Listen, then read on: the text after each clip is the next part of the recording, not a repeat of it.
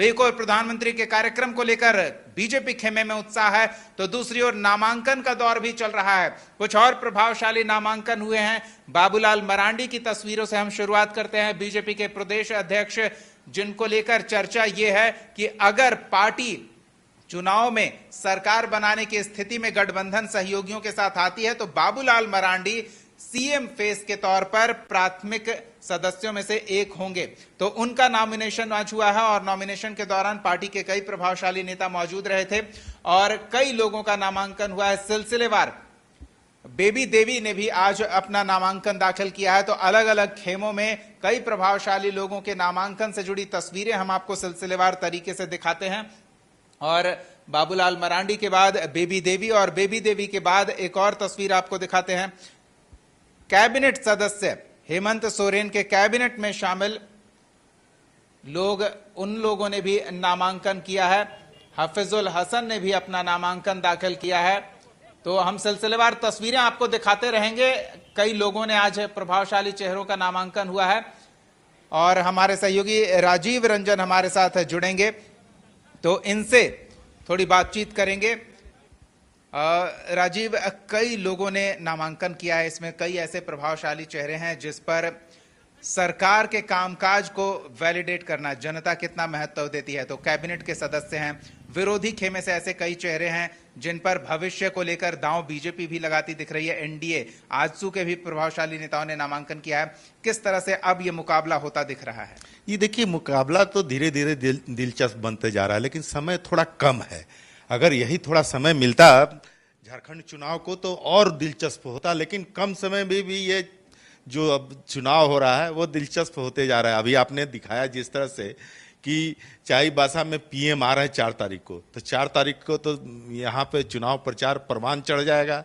चूंकि 13 को पहले फेज का मतदान होना है, तो 4 से ये देखिएगा कि चूंकि बीच में एक थोड़ा सा रुकावट आएगी मेला पूजा को लेकर के, जैसे छठ हुआ, तो 8 तारीख तक तो थोड़ा सा डिस्टर्बेंस रहेगा, 6 से 8।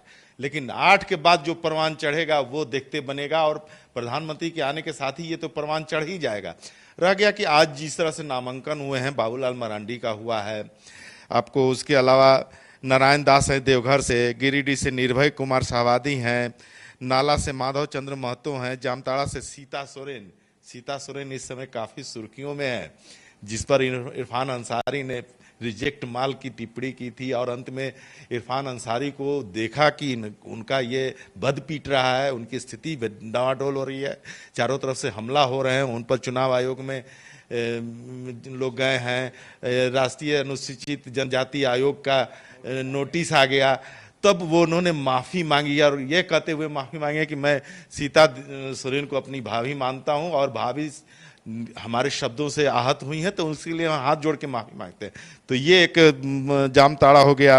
वही मनोहरपुर से नवनीत हेम्ब्रम है, शिकारीपाड़ा से परितोष सोरेन है, दुमका से सुनील सोरेन है, जामा से सुरेश मुर्मू है, जरमुंडी से देवेंद्र कुंवर है, और वहीं मधुपुर, काफ़ी फेमस जगह है मधुपुर, जहाँ की आज वहाँ मेला लगा हुआ है नेताओं का, वहाँ से गंगा नारायण सिंह है, सारठ से रणधीर कुमार सिंह है, पोड़ैया हाट से देवेंद्र नाथ हैं, महागामा से अशोक कुमार भगत हैं, निरसा से अपर्णा सेन गुप्ता है।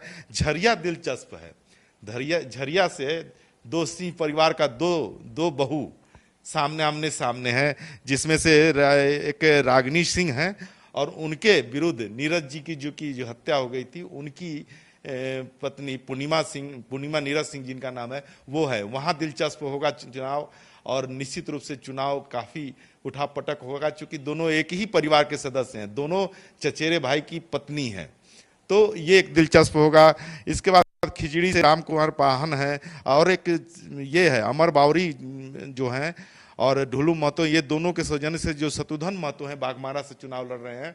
चूंकि बाघमारा से ढुलू महतो के भाई जो हैं वो शत्रुघ्न महतो हैं, वो चुनाव लड़ रहे हैं, तो वहाँ भी दिलचस्प होगा। तो ये जो नाम हमने बताया ये फेमस नाम हुए, लेकिन जो अब कल नामांकन होने का होगा वो बहुत महत्वपूर्ण होगा, क्योंकि हेमंत सोरेन के विरुद्ध एक नया चेहरा आया है और वो चेहरा कितना गुल खिलाता है, हेमंत सोरेन को कितना टक्कर देता है।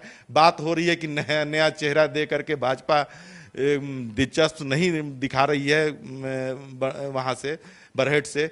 तो लेकिन एक चीज जान लीजिए, कोई बड़ा और कोई छोटा नहीं होता है। कब पासा पलट देगी जनता, वहां एक बात सामने आ रही है कि हेमंत सोरेन बाहरी उम्मीदवार हैं। हाँ, जिला के उम्मीदवार हैं, दुमका से वो लड़ते थे, लेकिन जब देखे कि हमारी स्थिति ठीक नहीं है तो वो बरहेट चल गए थे।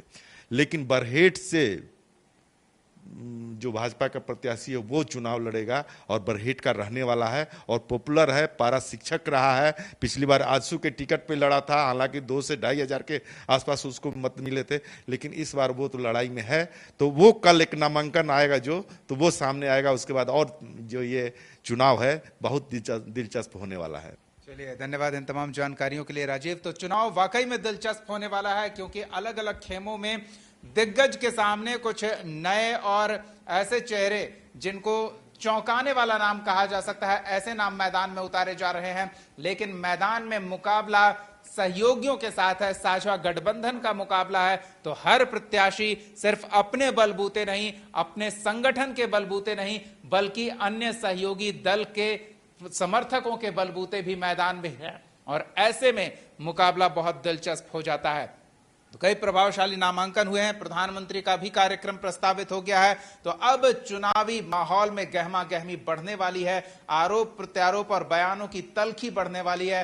हर चीज से आपको रूबरू कराते रहेंगे। फिलहाल न्यूज रूम लाइव में समय हो चला है एक छोटे से ब्रेक का।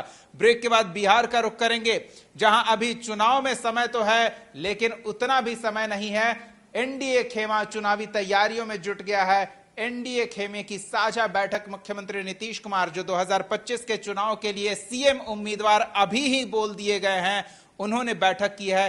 क्या हुआ इस बैठक में बताएंगे आपको इस छोटे से ब्रेक के बाद। बने रहिए हमारे साथ।